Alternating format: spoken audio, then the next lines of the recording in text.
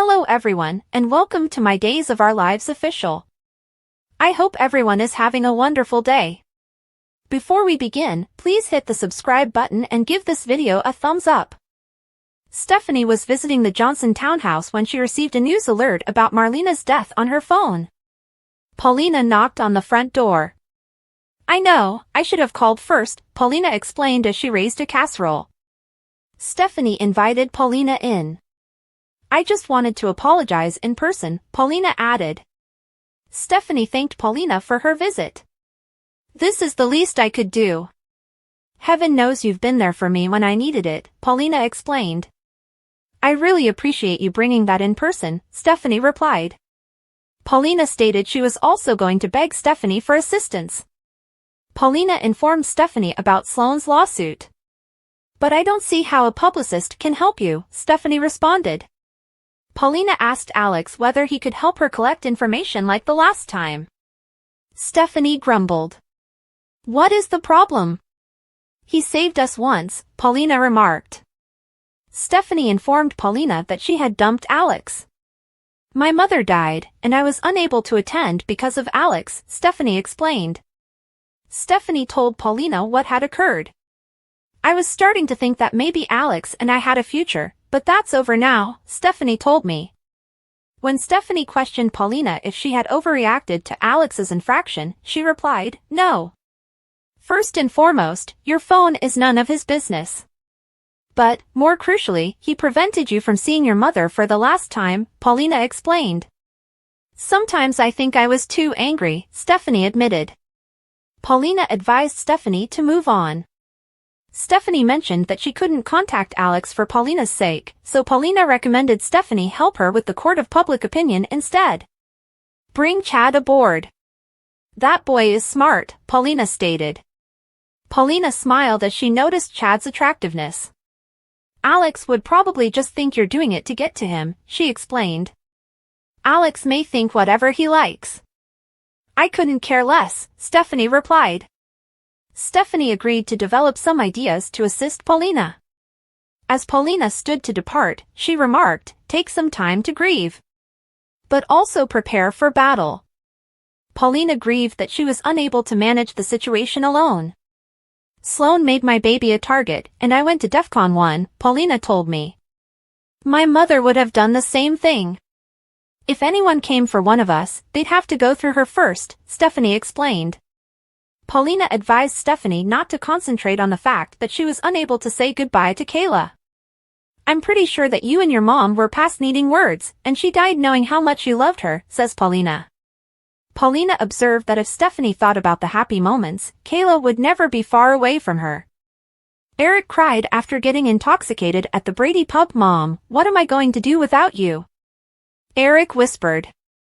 Eric entered Sloane's flat, fortified with drink bravery. "At least you didn't bring a kid with you this time," Sloane said. Eric revealed that his mother had died. "I am so sorry.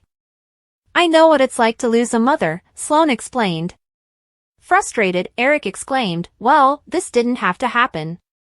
Sloane informed Eric that he might sue the hospital for negligence, but Eric replied that the virus, not the facility, was to blame. "Shouldn't you be with your family right now?" Sloane asked. "No, family is the last thing I want to be around right now," Eric mumbled. Sloane suggested that Eric spend time with someone he liked. "I am not asking for a shoulder to cry on," Eric told me. Sloane asked Eric what he wanted. Eric grasped Sloane and kissed her. After Eric and Sloane had sex, Sloane inquired whether Eric felt better or more alone. "I can think," Eric acknowledged. Sloane said that hearing about Eric's mother's condition reminded her of the death of her own mother.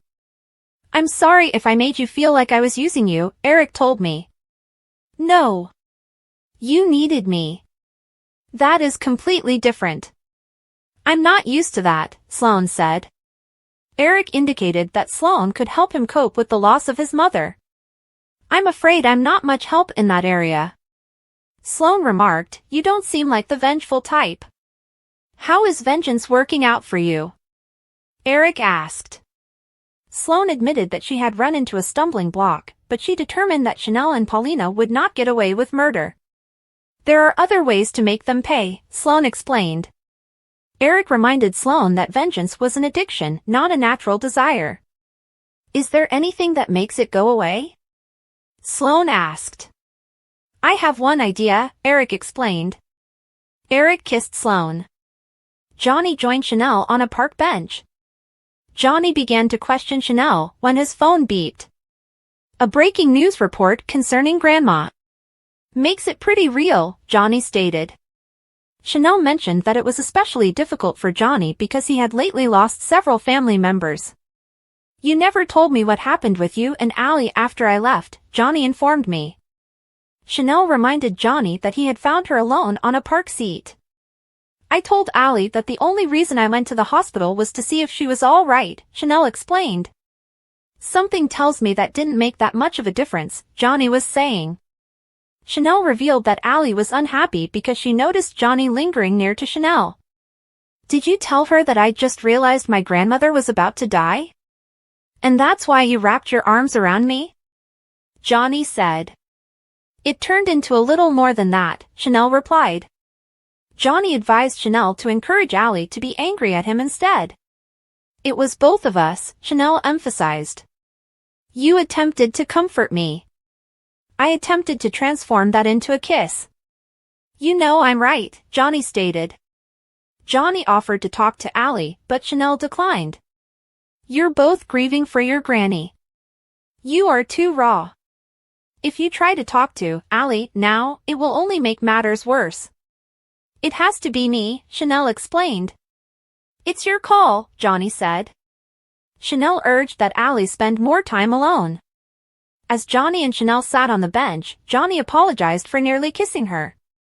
I didn't take it seriously, because you had just finished telling me about Wendy and how great she is, Chanel informed me. I think I just screwed that up, too, Johnny remarked. Johnny informed Chanel that he had punched Tripp in front of Wendy. What was it about? Chanel inquired. About his insane mother. She's the one who caused the crash that killed Susan, Johnny stated. With a rueful laugh, Johnny said that Wendy was understandably disappointed with his behavior. You're mad at the world right now, Chanel said. And you're great about it, Johnny retorted. Johnny apologized again for making a move at Chanel. I won't do it again, Johnny assured. Chanel noted the time on her watch and said she wanted to check on Allie. Allie loves you.